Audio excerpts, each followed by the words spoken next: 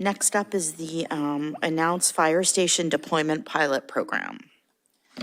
Thank you. Our Fire Chief, Anita Arnhem, is coming up to the mic to help us with this discussion, but I wanted to just follow up on something that I think I raised at our last meeting, the December meeting.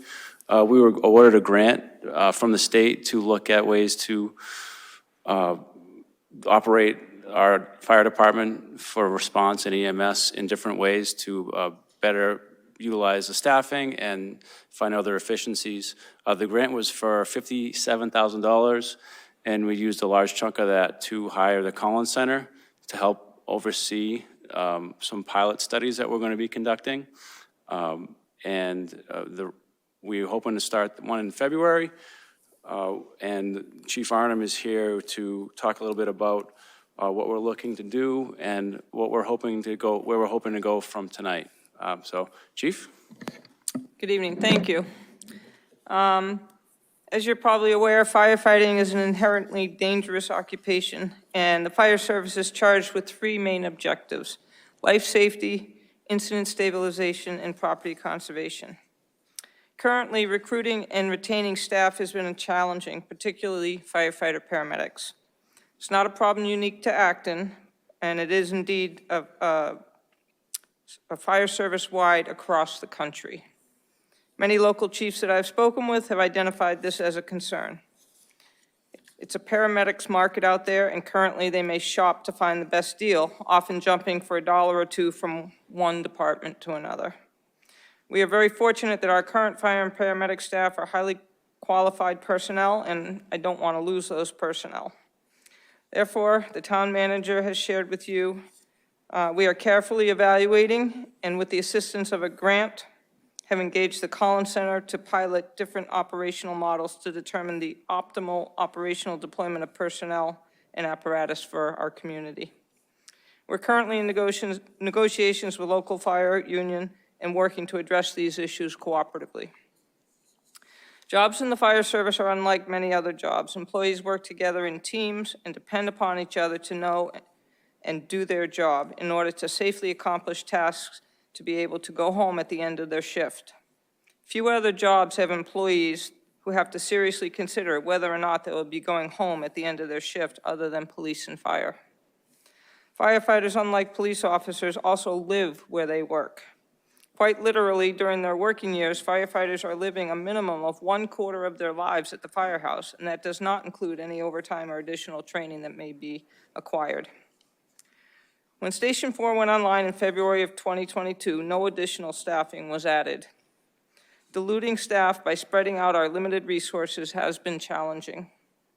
We have operated for just about 3 years with just 2 personnel in each station, and it has led to an erosion of the fire service culture that many have come to know. There's a lack of oversight with just 2 personnel per station. Anytime a personality conflict comes up, it becomes difficult to resolve as there are limited options to reassign personnel. It's difficult to train and build camaraderie as members must move out of their assigned stations to gather together at another station or training location, and this leaves various apparatus unavailable as we currently cross-staff apparatus at stations 2 and 3. For example, at Station 2, they cross-staff the ladder, the engine, and the brush truck, and at Station 3, they cross-staff the engine and the ambulance. Newly hired firefighter paramedics are often assigned together at Station 1, and they are left on their own during the shift with limited oversight as the captain is on the road for a good portion of the day conducting various inspections and other obligations. Our newest members in particular need to be mentored and be provided opportunities to train, but they are often interrupted from training with calls for emergency medical service. We will always have interruptions, but if we could consolidate personnel and resources, it would assist in keeping a variety of resources available, limit travel in order to train, and allow for more flexibility with training by having a group of 5 to 6 personnel at each station.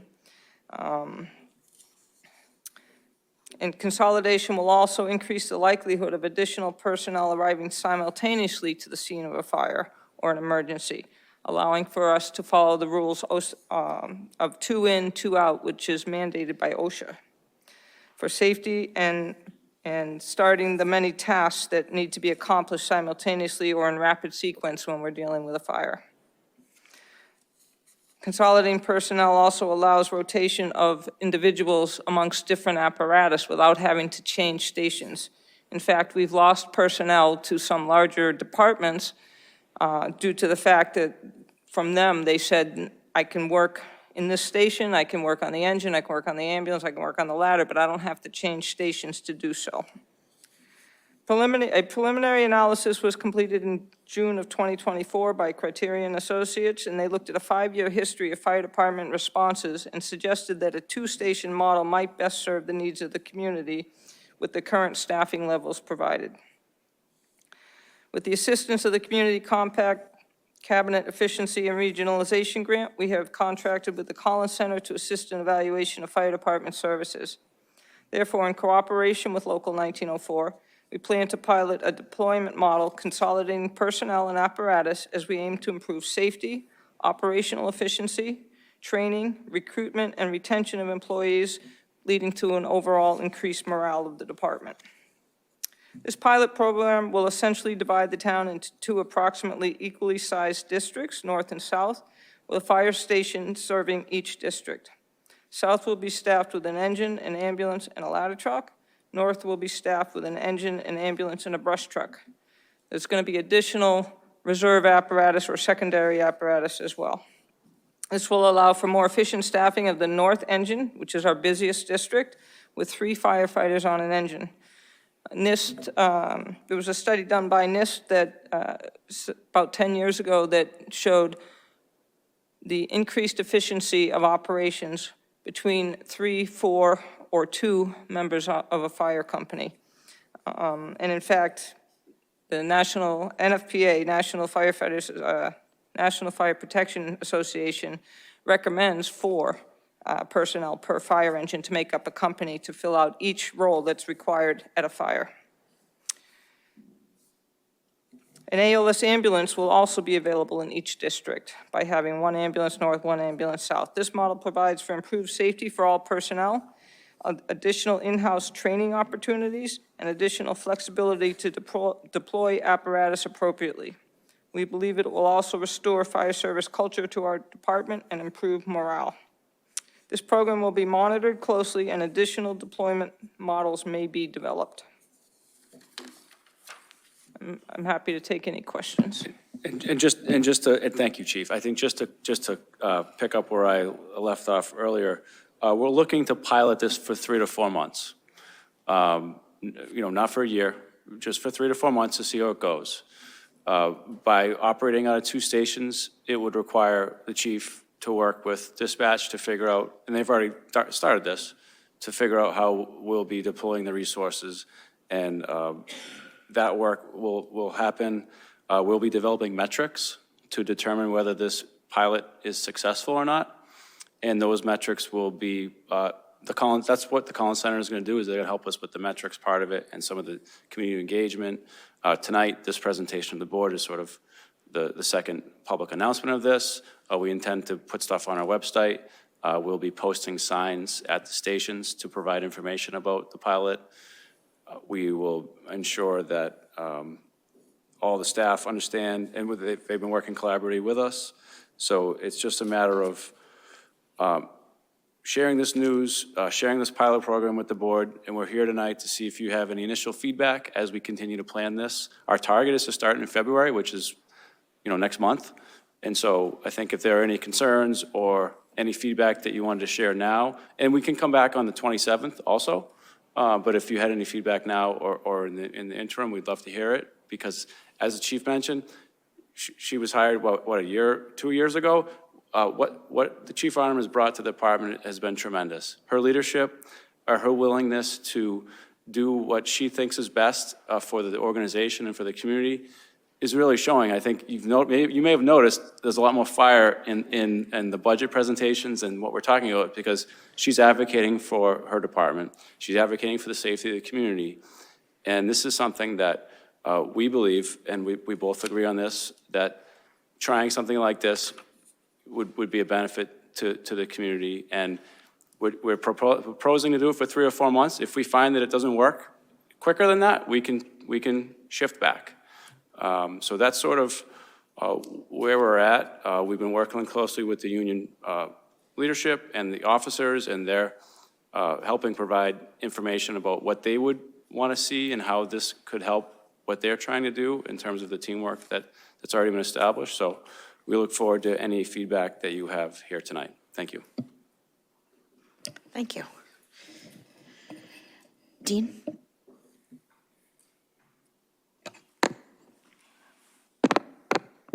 Thank you. So to the chief and the town manager, it's a bold move, and I applaud you for bringing it forward.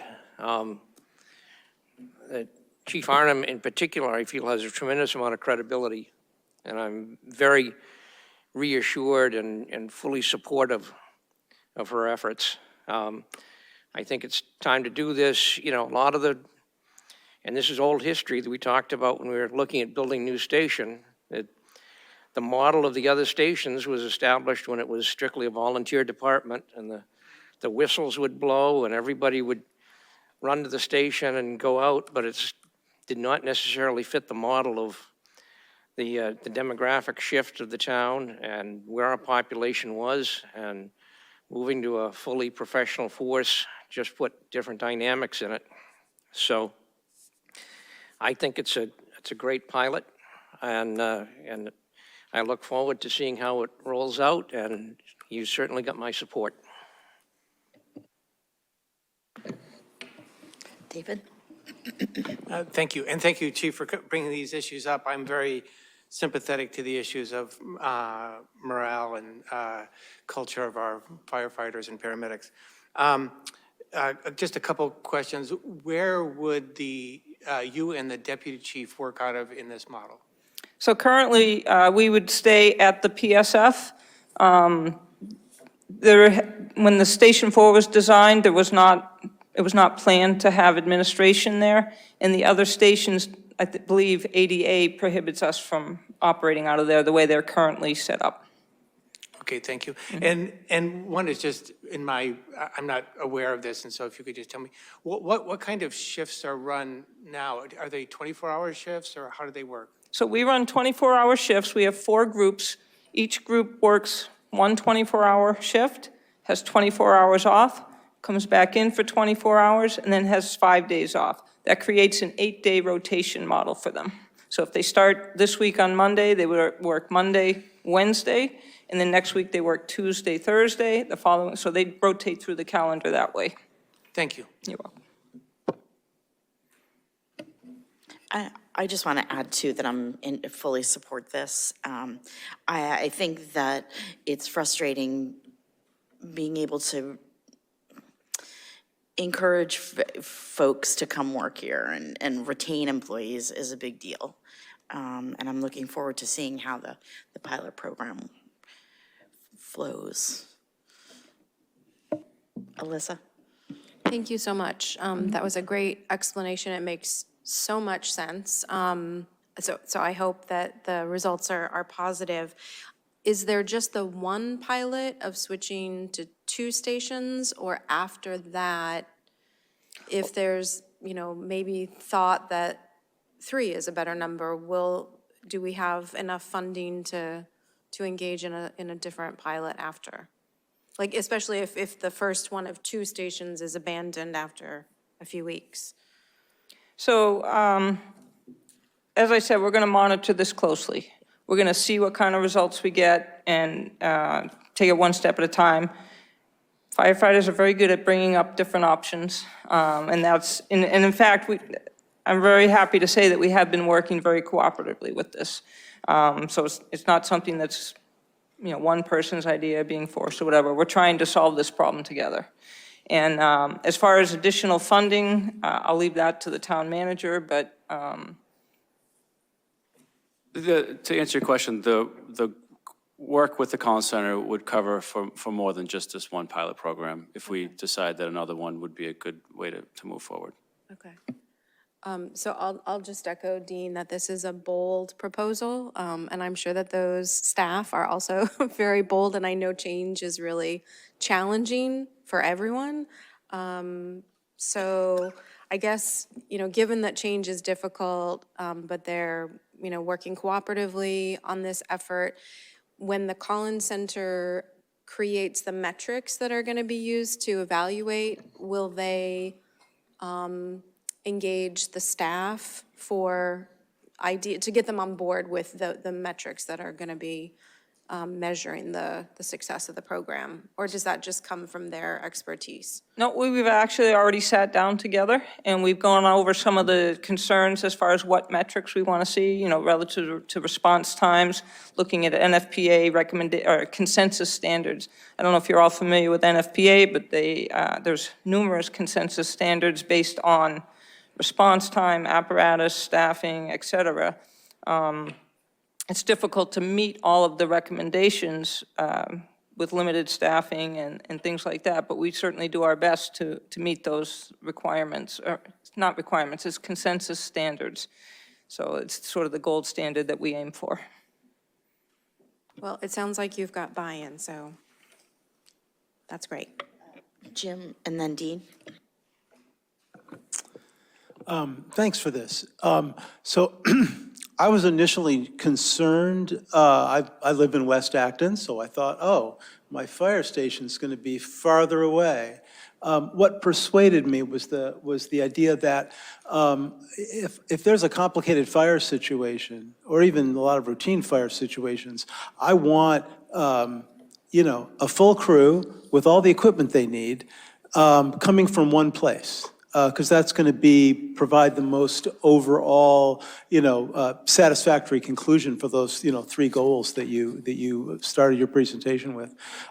So I'm very much in favor of having this pilot program and, and doing the measurements, understanding what changes. If there's, we want to be able to measure the effectiveness of the overall response. And that's different than, how many seconds does it take for the first person to show up? Because the first person showing up is not going to solve most problems. You need the right equipment and the right people. And this seems to me intuitively, after, some consideration, seems like this is, a worthy thing to try out. And I hope it works. Thank you. Dean? So I think we've all obviously been watching on the news about the issues that they're having in Los Angeles. And I'm sure that there's going to be lots of recrimination and facts will come out. But apparently there was an $18 million budget cut from the LA Fire Department recently, which certainly impacted their ability. So I commend you and the town manager and the select board and hopefully town meeting to take it seriously in public safety needs of our entire community. Nowhere in this discussion have we talked about this is going to save money. We're not interested in saving money. We're interested in saving lives and property. Town manager's proposal for bringing in a fire prevention officer and 2 additional firefighters, those were all great things. And I think that's the sort of movement forward that I like to see in this town. And, contrast it with what happens when you don't do those things. Thank you. Thank you. That was a good point. Are there people online? There's nobody online, and I was just wondering if we need a vote? This was just an announcement that they're entering into this pilot. It really is, if you said something that made us change course, we would change course. But based on the feedback we received, we're going to continue on the course to plan for this in February. We will continue to provide public announcements about this, and we'll check back in with you at the meeting on the 27th and probably when we have the budget presentation. I'm guessing this might come up again. Yes. Next week or whenever it is. So we'll continue to keep the board and the public informed. As soon as tomorrow, we'll have stuff on the fire department website and other places that make sense. Thank you. Thank you. Thank you, appreciate your support.